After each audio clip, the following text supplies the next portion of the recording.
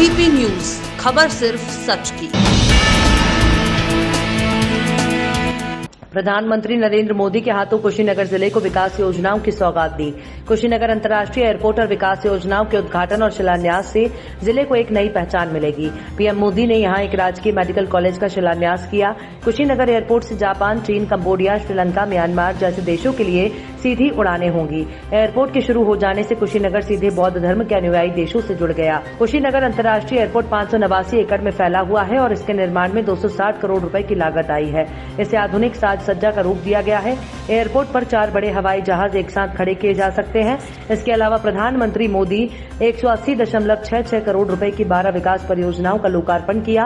Airport के उद्घाटन के समय राज्यपाल आनंदीबेन पटेल, सीएम आदित्यनाथ, कई केंद्रीय मंत्री, कुशीनगर के सांसद विजय दुबे सहित जिले के विधायक मौजूद थे। ये संपूर्ण यात्रा का साक्षी ये क्षेत्र आज सीधे दुनिया से जुड़ गया है।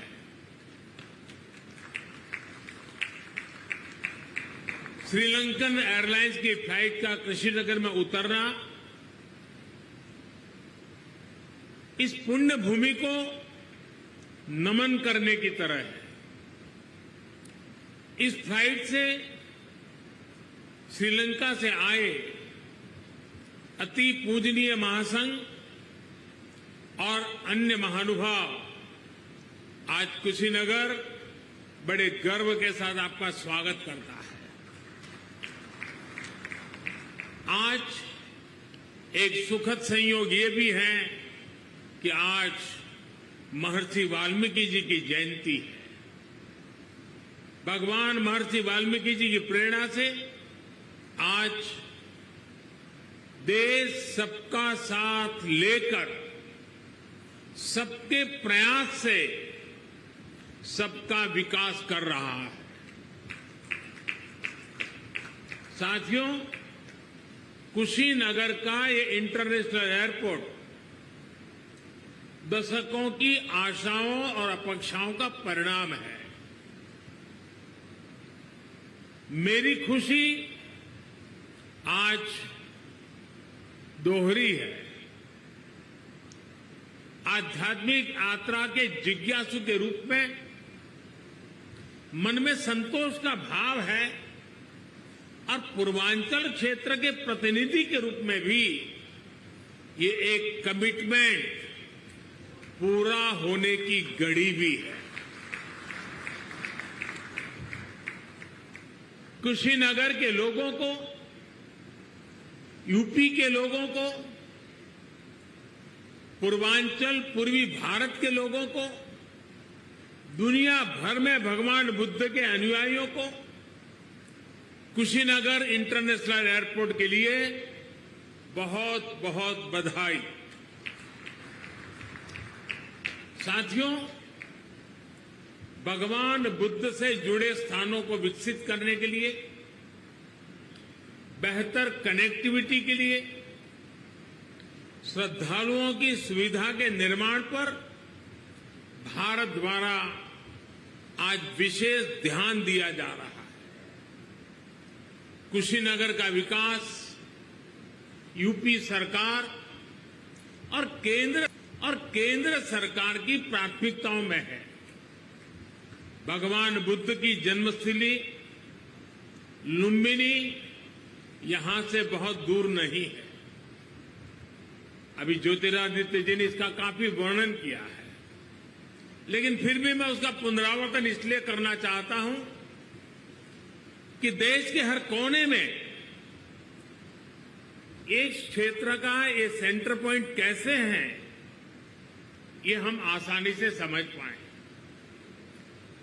कपिलवस्तु भी बिल्कुल पास में ही है। भगवान बुद्ध ने जहां पहला उपदेश दिया, वो सारनाथ की भूमि भी 100-250 किलोमीटर के दायरे में ही आ जाती है। जहां बुद्ध को ज्ञान प्राप्त हुआ, वो बोध गया भी कुछ ही घंटों की दूरी पर है। ऐसे में एक क्षेत्र सिर्फ भारत के ही बौद्ध अनुयायियों के लिए ही नहीं, बल्कि Sri Lanka, Thailand, Singapore, Laos, Cambodia, Japan, Korea ऐसे अनेकों देशों के नागरिकों के लिए भी एक बहुत बड़ा श्रद्धा का और आकर्षण का केंद्र बनने जा रहा है। भाई और बहनों, कुशीनगर इंटरनेशनल एयरपोर्ट सिर्फ एयर कनेक्टिविटी का ही एक माध्यम नहीं बनेगा, बल्कि इसके बनने से किसान हो, पशुपालक हो, दुकानदार हो, श्रमिक हो, यहां के उद्यमी हो, सभी को इसका सीधा सीधा लाभ मिलता ही है। इससे व्यापार कारोबार का एक पूरा इकोसिस्टम यहां विकसित होगा। सबसे ज्यादा लाभ यहां के टूरिज्म को, ट्रैवल टैक्सी वालों को, होटल रेस्टोरेंट जैसे छोटे मोटे बिजनेस वालों को भी होने वाला है। इससे इस क्षेत्र के युवाओं के लिए रोजगार के भी अनेक नए अवसर बनेंगे। भाई और बहनों, पर्यटन का कोई भी स्वरूप हो, आस्था के लिए, आनंद के लिए आधुनिक इंफ्रास्ट्रक्चर इसके लिए बहुत ज्यादा जरूरी है। ये उसकी पूर्व शर्त है। इंफ्रास्ट्रक्चर, रेल भी उत्तर प्रदेश में है। ये हम सबका सौभाग्य है कि प्रधानमंत्री बनने के साथ ही प्रधानमंत्री जी ने बौद्ध सर्किट की इस परिकल्पना को साकार करना प्रारंभ कर दिया था, और आज उसका परिणाम है कि बौद्ध सर्किट से न केवल सड़क मार्ग से बल्कि अब वायु मार्ग से न केवल देश की बल्कि अंतर्राष्ट्रीय उड़ानों का संचालन आज से प्रारंभ हो चुका है। मैं इस अवसर पर पूर्वी उत्तर प्रदेश के एक कोने में, यानी उत्तर प्रदेश के एकदम एक कोने पर स्थित कुशीनगर जनपद के इस अंतर्राष्ट्रीय हवाई अड्डे के लोकार्पण के लिए आज यहां पर पधारे आदरणीय प्रधानमंत्री जी का उत्तर प्रदेश की जनता की ओर से हृदय से अभिनंदन करता हूं, स्वागत करता हूं। उत्तर प्रदेश की राज्यपाल श्रीमती आनंदीबेन पटेल जी, मुख्यमंत्री श्रीमान योगी आदित्यनाथ जी,